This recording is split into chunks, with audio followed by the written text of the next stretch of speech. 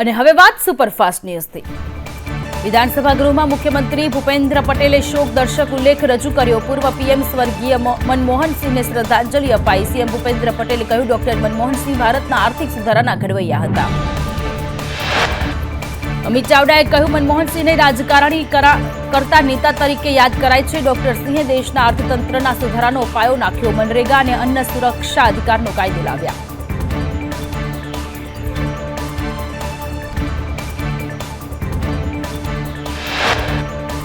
વિધાનસભા સત્ર પહેલા કોંગ્રેસનો આક્રમક અંદાજ। ગુજરાતીઓને હથકડી સાથે રિપોર્ટ કરવા મામલે દેખાવ કરવામાં આવ્યો। રાજકોટ હોસ્પિટલના સીસીટીવી કાંડ મુદ્દે વિરોધ નોંધાવવામાં આવ્યો। સુરત ઓલપાડની મહેક ઇન્ડસ્ટ્રીઝમાં લાગેલી ભીષણ આગ બેકાબુ। યાર્ડની ફેક્ટરીમાં ગમે કારણોસર આગ લાગી। 12 ફાયર ફાઇટરો આગ પર કાબુ મેળવવાનો પ્રયત્ન।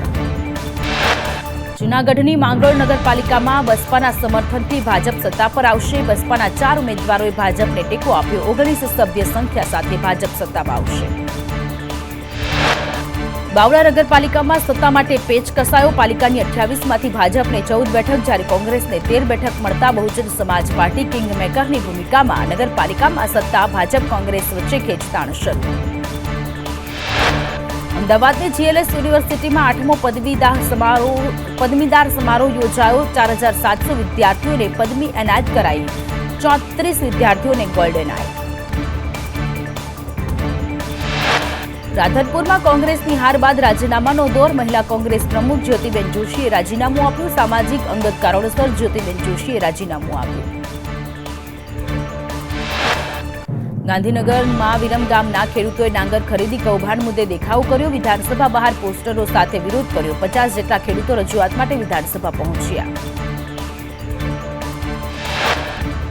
આરોપી સુફિયાન અને એમએલએ હાર્દિક પટેલના પોસ્ટરો સાથે વિરોધ। હાર્દિક પટેલ આરોપીને બચાવવા પ્રયાસ કરતો હોવાનો આક્ષેપ। 1.5 વર્ષ વીતવા છતાં ખેડૂતોને ડાંગરનું વળતર નથી મળતું। વડોદરા કોર્પોરેશનની સભામાં મહિલાના અપમાનનો આક્ષેપ। ઉધરસ આવતા ભાજપ કાઉન્સિલરોએ જગ્યા બદલવાનું કહ્યું। મહિલા કાઉન્સિલરે દંડકને રજૂઆત કરી। ટીએમસીના બજેટ વધુ 810 કરોડ ફાળવવા શહેજાદ ખાન પઠાણની માંગ। અટલ બ્રિજ ફ્લાવર શો નિઃશુલ્ક કરવા માંગ। હાટકેશ્વર બ્રિજ તોડી નવો બનાવવા માંગ। કોન્ટ્રાક્ટર પદ્ધતિ કરી કાયમી નિમણૂક કરવામાં આવે તેવી માંગ। એમટીએસ બીઆરટીએસથી થતા મૃત્યુ કેસમાં વળતર ચૂકવવામાં આવે તેવી માંગ।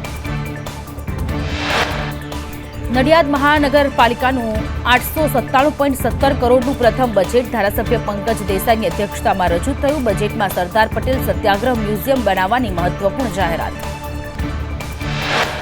કેબિનેટ મંત્રી કુંવરજી બાવળિયાની વિંછિયા બબાલ મુદ્દે વાતચીતનું ઓડિયો ક્લિપ વાયરલ। કેસ પાછા ખેંચવા પૂર્વ સરપંચે મંત્રીને વાત કરી, આવું કામ કરશો તો જવાબદારી મારી નહીં હોવાનું કુંવરજી બાવળિયાએ નિવેદન કર્યું। રાજકોટમાં ભાજપ સંકલનની બેઠકમાં મેયર નારાજ થયા। શહેર પ્રમુખ અને સ્ટેન્ડિંગ કમિટીના ચેરમેને મેયરને મનાવવાના પ્રયત્ન કર્યા। મેયર નૈનાબેને કહ્યું, સંકલન સમિતિમાં કોઈ અણબનાવ બન્યો નથી। મેયરને કોર્પોરેટર વિનુ ધવાએ કર બોજ અંગે સવાલ કરતા નારાજ થયા। મેયરની મસ્તી કરાય છે તેમ કહી બેઠક છોડી ગયા। જોકે મેયર નૈનાબેન પેઢડિયા અણબનાવની વાત ફગાવી। વિવાદ અંગે કોંગ્રેસના વશરામ સાગઠિયાએ કહ્યું, ભાગ બટાઈમાં વાંધો પડ્યો હશે। મેયર નૈનાબેને કહ્યું, મારા મેયર ઓફિસમાં કામ હોવાથી બેઠકમાંથી નીકળી હતી। જામનગર મહાનગરપાલિકામાં કોર્પોરેટરે ચહેરા પર કીચડ લગાવી વિરોધ કર્યો। કોર્પોરેશનના બજેટ પહેલા વોર્ડ નંબર 6ના કોર્પોરેટર અને 20 જેટલી મહિલાઓએ મોં પર કીચડ લગાવી વિરોધ નોંધાવ્યો। વોર્ડ 6માં ખુલ્લી કેનાલને બોક્સ કેનાલ બનાવવાની રજૂઆત। આ કેનાલ સાફ ન થવાને કારણે હાલ કેનાલ મોટી ગટર બની છે, જેથી કેનાલને તાત્કાલિક સાફ કરવા અધિકારીઓને રજૂઆત કરાઈ।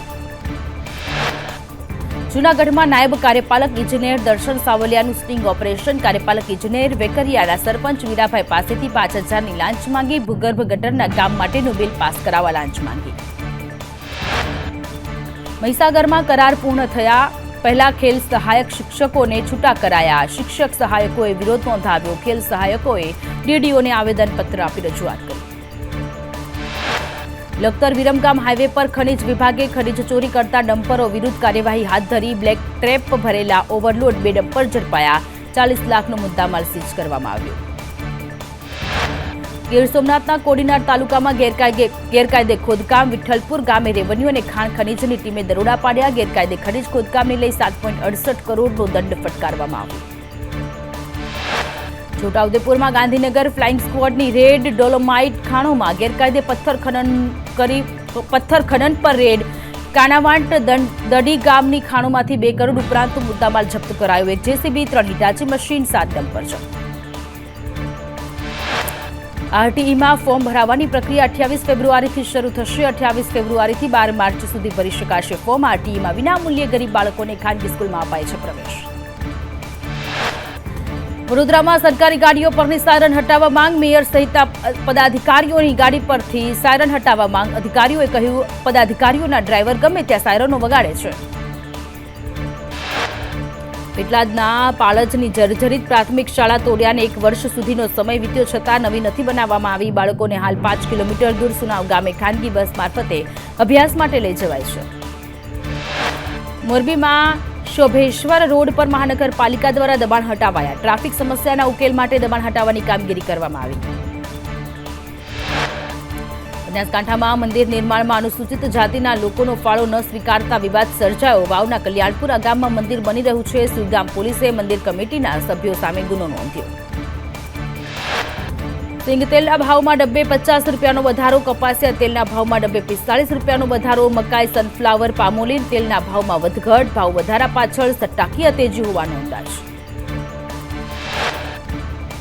વડોદરાના જિલ્લા બીજેપી કાર્યાલયની લિફ્ટમાં ફસાયા નેતાજી. કરોડોના ખર્ચે બનેલા કમલમની લિફ્ટ બંધ પડી ગઈ. કોયલી બેઠકના વિજેતા ઉમેદવાર સહિત અન્ય કાર્યકર્તાઓ લિફ્ટમાં ફસાઈ ગયા. સુરેન્દ્રનગરના સાયલામાં ડેપ્યુટી કલેક્ટરે રેડ પાડી ગેરકાયદે ખનીજ ભરેલા 7 ડમ્પર ઝડપાયા. રોયલ્ટી ભર્યા વગર કરાતી હતી ખનીજ ચોરી. અંદાજે 1.25 કરોડથી વધુનો મુદ્દામાલ સીઝ.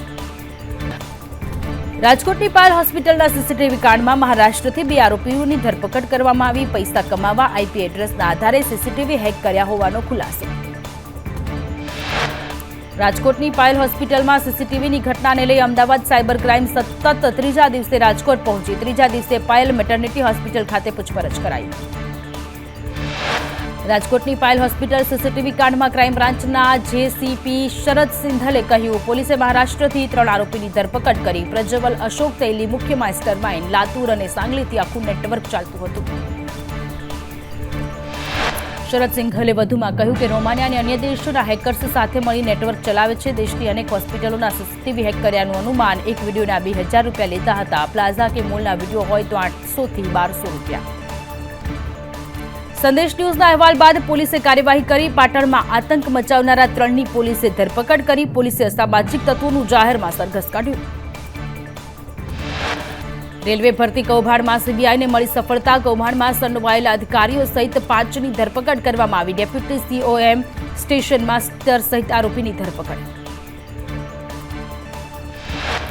સુરતમાં સીએ સાથે સીએ જ કરી કરોડોની છેતરપિંડી. લોભામણી સ્કીમ આપી રોકાણ કરાવી ઠગાઈ આચરી. આરોપી સામે 1.55 કરોડની છેતરપિંડીની ફરિયાદ નોંધાઈ.